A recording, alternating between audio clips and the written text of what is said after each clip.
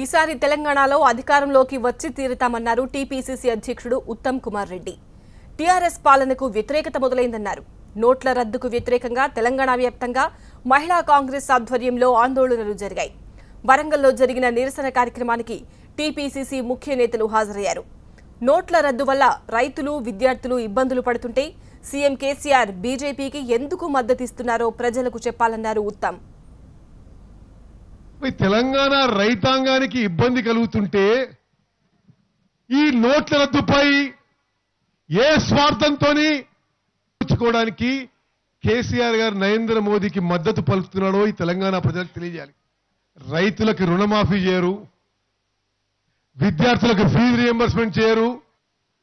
ప్రభుత్వ పాఠశాలల్లో మరి మీలో చాలా మందికి తెలుసు, మధ్యాహ్నపు భోజనం వంట చేసే మహిళలకు, మహిళా సంఘాలకి ఈ దౌర్భాగ్యపు టీఆర్ఎస్ ప్రభుత్వం 4-5 నెలల నుంచి బిల్లులు ఇవ్వలేదు.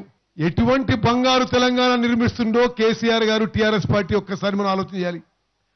అక్కడేమో నరేంద్ర మోదీ గారు ఈ దేశం మొత్తాన్ని ఇబ్బంది పెట్టి దేశ ప్రగతిని కుంటుపరిచే విధంగా ముందుకు పోతే, ఈరోజు ఇక్కడ టీఆర్ఎస్ పార్టీ, ఇక్కడ ముఖ్యమంత్రి కేసీఆర్ గారు తెలంగాణ రాష్ట్రం వచ్చిన తర్వాత ఒక మెరుగైన జీవితం వస్తుందని చెప్పి తెలంగాణ ప్రజలు అన్ని వర్గాలు ఆశిస్తే ఈరోజు 30 నెలలు దాటిపోయింది. ఇప్పుడు 31 నెలలు దాటిపోయింది వాళ్ళ అధికారంలోకి వచ్చి.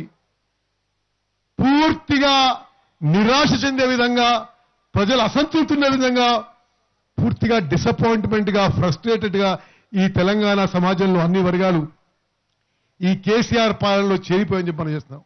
2019లో తెలంగాణ రాష్ట్రంలో కాంగ్రెస్ పార్టీ అధికారంలోకి రావడం ఖాయమని చెప్పి మనం చేస్తున్నాం.